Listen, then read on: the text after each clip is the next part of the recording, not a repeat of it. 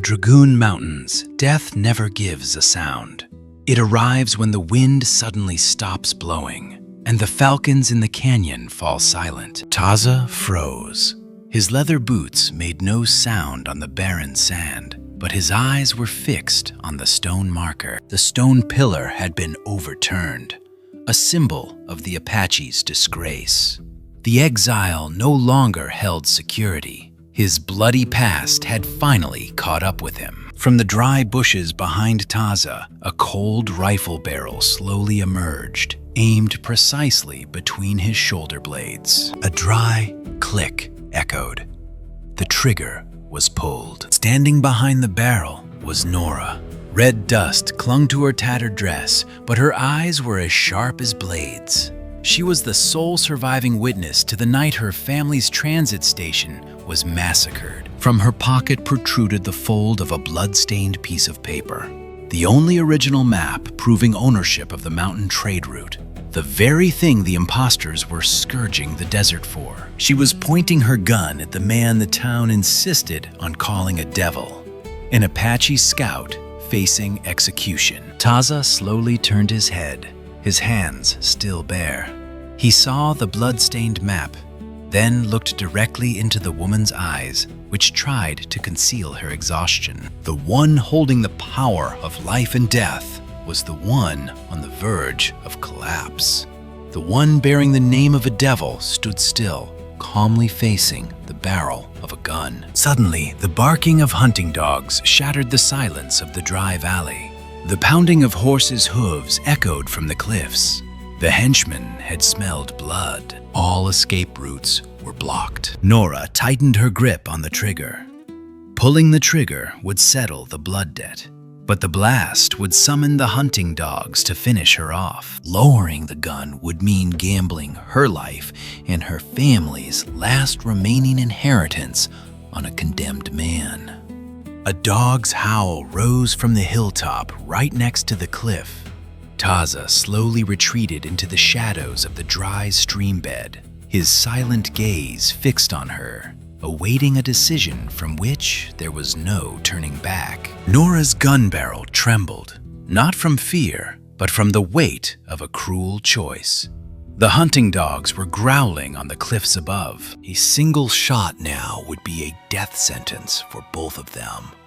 She gritted her teeth, slowly lowering the barrel an inch.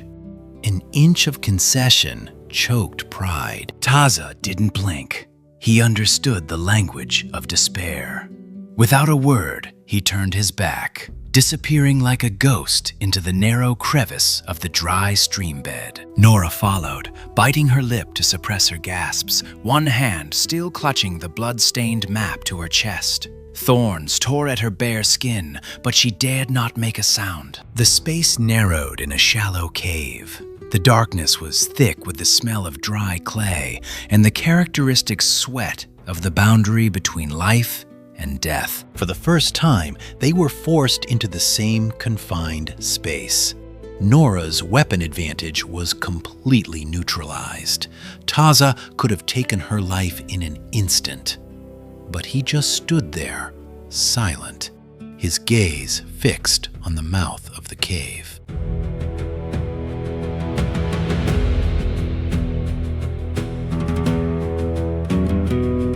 Red dust from the cave ceiling fell onto her shoulders. The pounding of horses' hooves echoed overhead. The henchmen were scrambling. Shouts rang out. They had found Nora's footprints. The last safe distance had been torn apart. Suddenly, Taza looked up at the rocky ledge leading to the gorge above. There, hidden within the natural camouflage, stood a small figure. Nailin, an Apache child searching for roots. The child's dark eyes stared at Taza. There was no surprise, only a silent, cold judgment. He was watching a warrior of the tribe hiding with a white enemy. Taza's honor was stripped away in the gaze of a child. His will to survive was crushed by utter humiliation. The tribe would remember him as a cowardly traitor. The lead hound's bark changed tone. It had smelled Nora's dress. The scythe of death was at their throats. Taza's gaze shifted from the child to Nora's pale face. All escape routes were dead. Staying meant both of them would be dragged out and executed. He drew the bone knife from his belt, but he didn't lunge at Nora. Taza looked directly into Naolin's eyes for one last second, then dashed out into the dust storm, using his own life and blood to lure the pack of hounds in another direction. Darkness swallowed the Dragoon Mountains, bringing with it the bone-chilling cold of the desert night. The hounds' cries faded, but the pungent smell of blood lingered in the wind. Under the dense, dark pine forest, a figure collapsed against a gnarled tree trunk. Taza had returned. He gasped for breath, his hand clutching his continuously bleeding shoulder. A rifle bullet ripped through his flesh during the recent confrontation. Nora hid behind a rock, her hands clutching the piece of paper made of earth. The choice of escape lay before her. The demon was bleeding to the point of exhaustion. As long as he lived, the trail of blood on the ground would be a map guiding the hunters when dawn broke. But if he didn't use himself as bait in the ravine, she would have perished in the clutches of the hunting dogs. Clenching her lip, Nora stepped out of the shadows. In the pale moonlight filtering through the leaves, she gritted her teeth and pulled down Taza's blood-soaked shirt. Then, her hands froze, trembling. On the Apache warrior's back were not glorious achievements or the marks of a bloodthirsty killer. Instead, there were countless whip scars, deep to the bone. The silent scars of someone who had suffered humiliation for his kind, only to be abandoned by that very community. The town had lied. The cold-blooded killer who massacred her family could not possibly possess such a submissive and self-sacrificing spirit. Nora made a decision that cut off his last escape route. She decisively tore off the last clean strip of cloth from her skirt, pouring the last drops of water from the old leather flask to wash the enemy's wounds. Taza's blood soaked the tattered bandage. A single drop of dark blood fell, staining the edge of the map of life and death she kept hidden. His blood and her legacy were intertwined. From this moment, their deaths were bound together. As Nora tightened the final knot, Taza's body suddenly tensed. His deep, dark eyes slowly opened, staring intently into the unwavering gaze of the white woman. In a hoarse, blood-stained voice, he whispered a name. Not a thank you or a plea. That was the name of the man who had actually wielded his gun and massacred the transit station that night. The man who had framed him. Nora's hand froze in midair. Taza's words were like a knife piercing the night sky. The real enemy wasn't lurking in this wilderness. It was the man sitting in the most powerful seat in the town court.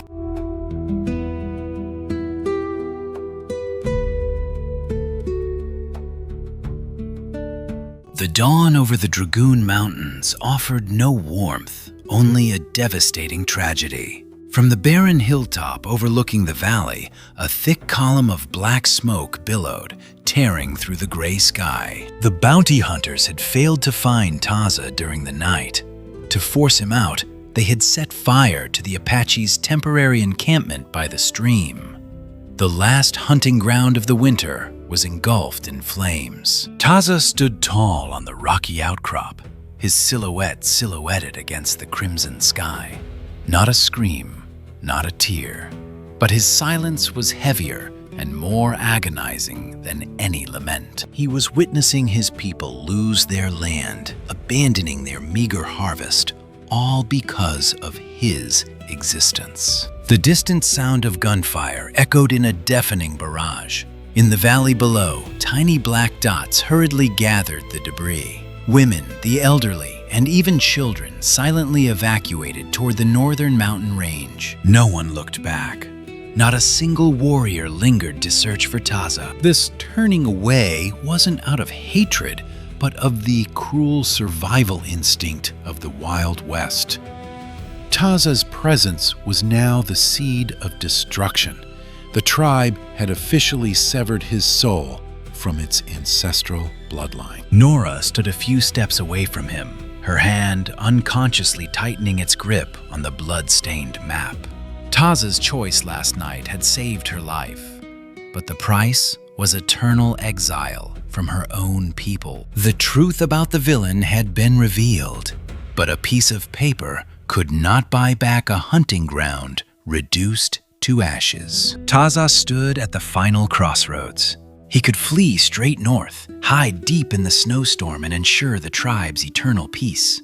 Or he would have to accompany this white woman into the sacred burial pass, the only shortest route to ambush the town court. The wind carried ashes that brushed past the scout's angular face. Taza slowly averted his gaze from the column of black smoke. His blood-stained hand gripped the hilt of his bone knife. Without a word of farewell to the past, he turned and strode with long, heavy steps toward the forbidden canyon. Nora took a deep breath, silently following the solitary figure of her former enemy, heading straight for death. The burial pass was shrouded in a suffocating silence. Beneath the sheer cliffs, the ancient burial mounds of the Apache lay motionless in the cold mist.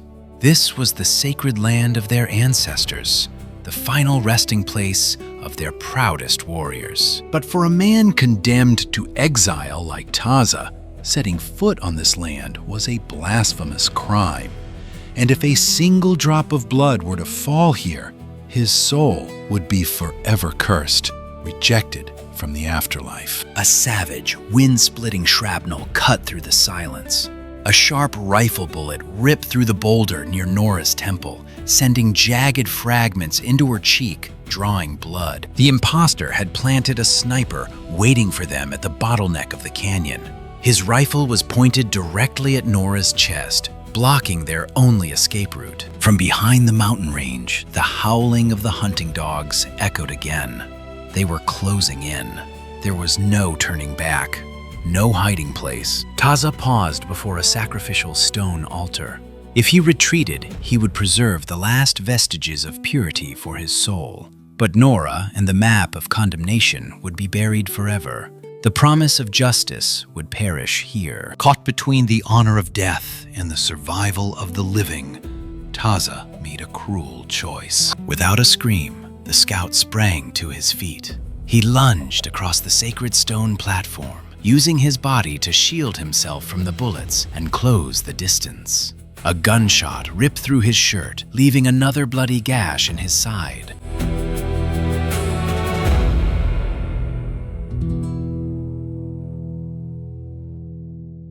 But the bone knife in Taza's hand plunged deep into the sniper's throat. The enemy fell. The henchman's fresh blood, mixed with the blood from Taza's gaping wound, gushed and stained the ancient sacrificial stone. The dethronement was complete. Taza had just used his own blood to end the Apache spirit within him. From this moment on, he was nothing more than a lonely ghost with no place to call home. At that very moment, from atop the high gray ledge, the boy Neolin reappeared. The child's dark eyes, silent and cold, had witnessed this irreparable blasphemy. The line of no return had been broken. The child vanished into the mist. At the foot of the canyon, Taza pulled out the blood-soaked knife, his lifeless gaze fixed on the only escape route. Now, only a bloody path led straight to the town. The cruel dawn light shone down on the edge of the town, erasing all the shadows that had been hidden. From the edge of the desert, two figures emerged like ghosts who had just emerged from the abyss of death. Their clothes were tattered, their wounds bleeding, but their steps no longer showed hesitation or fear. The chill of the underworld had replaced their will to survive. The church bells chimed with heavy, rhythmic tones. Today was Judgment Day, the day the imposter would submit the forged land deed to the court to legitimize the seizure of the transit station, forever burying the truth about the massacre of Nora's family. The imposter's luxurious carriage was already parked in front of the courthouse. On the balconies, peeking from behind the wooden arches, the muzzles of rifles belonging to the corrupt sheriffs formed an impenetrable wall. A cruel line had been drawn. Stepping over the town's welcome sign with a long weapon meant being shot before one could even speak. The first price of truth is the loss of the ability to defend oneself. Nora silently set down her dew-soaked Winchester rifle in the thorny bushes. Taza dropped his own rifle. Their only weapons now were a bone knife hidden in her boot and the blood-stained map tied tightly to Nora's chest. Nora turned to Taza. She could enter the courthouse alone, gambling her life on the judge's remaining sanity to save the exiled warrior. But Taza wouldn't let her harbor any illusions about the rotten justice of this world. A lone, unarmed woman would never be able to get past the dense ranks of henchmen waiting outside the steps. Without a word of farewell, Taza pulled off the dust-covered camouflage blanket and tossed it to the ground. The bold, proud Apache warrior tattoos were revealed in the early morning sun. He was no longer a fugitive. He had chosen to be prey. Taza strode forward with long, slow, and powerful steps, growling as he strode straight into the center of the red dirt road, drawing the terrified gazes of the entire town. On the balconies, dozens of deafening gunshots rang out simultaneously, tearing through the air and locking on to the lone Apache scout's chest. Dozens of dark figures poured out from the shadows, lunging at Taza like hungry wolves. There were no graceful sword strokes or heroic triumphs. Before the courthouse, there was only a primal slaughter, reeking of mud and blood, as Taza used his own life as a human shield to block the entrance. Inside, the oak door of the courtroom was kicked open. Nora entered, confronting the imposter who arrogantly presented a forged land document. Without a cry, she swung her arm, slamming the blood-soaked original map down on the judge's desk. Ironclad evidence was revealed. The transit station did not belong to that stranger. The source of the massacre was exposed in the panicked eyes of the perpetrator.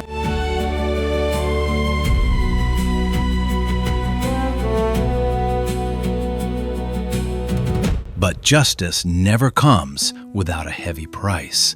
Outside the courthouse, Taza was struck down onto the muddy ground. A sharp bayonet from the deputy sheriff's hand plunged deep into his left shoulder. The bone shattered. The proud detective's left arm was permanently crippled. Simultaneously, a choked growl escaped Taza's throat. Inside the courtroom, the imposter pulled out a pistol hidden in his coat. A life-or-death struggle ensued. Bang! A bullet grazed Nora's cheek, leaving a deep gash. Warm blood streamed down his collar. With his last ounce of strength, Taza swung his bone knife, severing the tendons in the leg of the man blocking his way, and snatched a pistol that had fallen on the mud. Through the cracked window pane, the barrel locked onto the imposter's skull. With just one pull of the trigger, the family feud would be avenged in blood.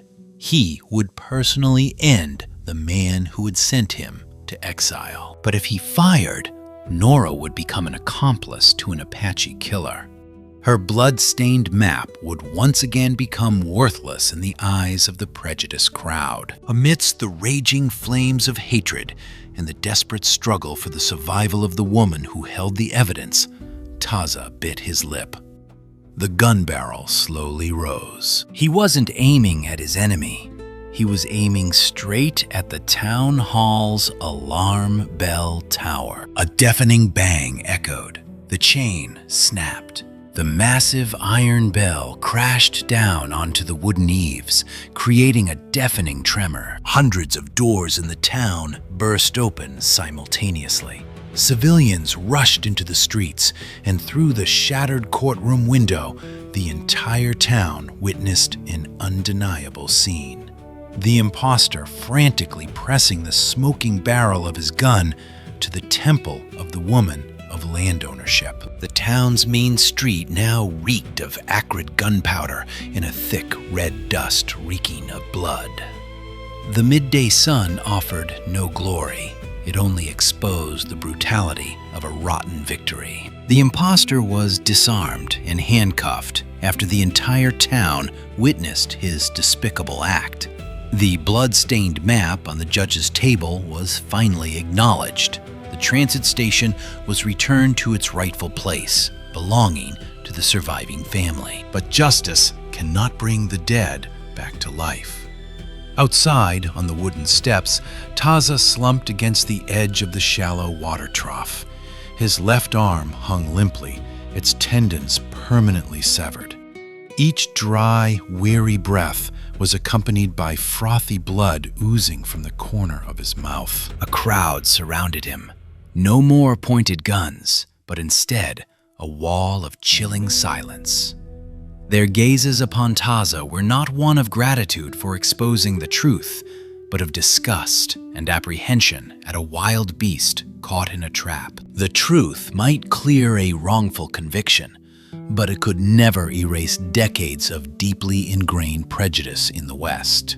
Taza had shed blood on sacred ground, stripping his soul of its tribe, only to realize that this world would never again hold a place for him. Nora emerged from the courthouse door. Her face was scarred by bloodstains, her dress soaked in mud. She cast a cold, sharp glance at the crowd. Those who had turned their backs and ignored the deaths of her family, now retreating in a false silence. They were cornered at a crossroads with no light. Nora had to choose: to cling to this blood-soaked land, living among silent accomplices. As for Taza, staying meant living as a lowly servant following the white man's lead, or to enter an endless exile. Despite hundreds of scrutinizing, malicious eyes, Nora slowly approached the water trough. She knelt on one knee in the red mud, extending her trembling, scratched hand towards the investigator. Taza slowly looked up. He gazed at her small hand, the only thing that offered a glimmer of warmth in this desolate land. But then his dark eyes turned toward the distant Dragoon Range, where gray clouds were gathering, obscuring the entrance to the sacred canyon. The blood-red sunset cast long, drawn-out shadows down the boundary of the transit station. The desert wind howled through the barren rocks, carrying the bone-chilling cold of a war-torn wasteland.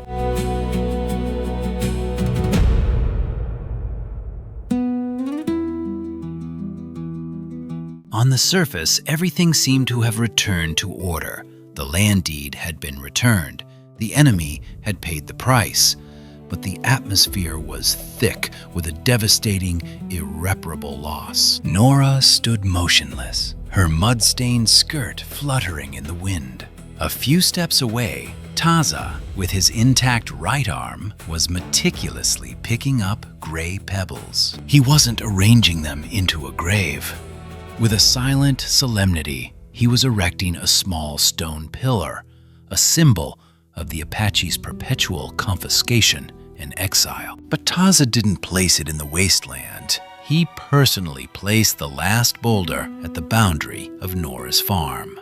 With that action, he marked this land as protected and imprisoned himself in an endless exile. Not a word of farewell was spoken. Both understood that the deepest loves had to endure the most cruel separation. The order of the times and the bloody prejudices wouldn't allow a crippled Apache scout to live under the same roof with a white woman. Taza slowly straightened up. His deep black eyes swept over Nora's proud, bullet-scarred face one last time. No regrets. No desire for liberation. From the top of the towering hill, shrouded in the darkness threatening to engulf the valley, Nail-In stood motionless. The silent witness of history remembered this moment, observing a warrior who had lost his soul to preserve his humanity. Taza turned on his heel. His steps were heavy, unsteady, but resolute, heading straight into the thick darkness of the Dragoon Mountains. He walked away without looking back. Nora stood silently in the fading twilight. Her small, blood-stained hand slowly rested on the cold stone pillar he had just erected. The man's figure faded and was forever swallowed by the night of the Dragoon Mountains. Only the wind whistling across the desolate boundary remained. There was no fairy tale miracle, no explanation for right and wrong. History closed with a shared scar that would never heal. The first winter descended upon the Dragoon Valley, bringing with it a devastating blizzard that buried every trace of mud, blood, and ashes. Nature always knew how to erase the sins of mankind, but there were scars that no winter could ever conceal. Nora stood before the wooden eaves of the transit station, swinging her axe to split a stiff log in two. The bullet scar across her cheek had now healed, leaving a long, proud line. It didn't weaken her, but transformed her into an untouchable monument. Those from the town below never dared approach this land again. Silence and aloofness were the only respect the cowardly offered to someone who had returned from the dead. The mountain transport route had been cleared. Horse-drawn carts occasionally hurried past, carrying food and livelihoods. Absolutely no one dared mention Taza's name or the horrific night before the court. The town had chosen silence to conceal its own decay. But on the edge of the land, where the boundary between the human world and the wilderness met, a small stone pillar, erected by a single hand, still stood tall. Snowstorms could not knock it down. Winds of 1,000 miles could not erode it. Every evening, as the crimson sunset faded, Nora would take out her storm lamp and hang it on the porch. She didn't light it to wait for a miracle or to yearn for a return. The Oath of the West had no place for fantasies. She lit the lamp to prove one truth. This house was preserved by the blood and soul of an Apache. She would spend the rest of her life keeping that flame from ever going out.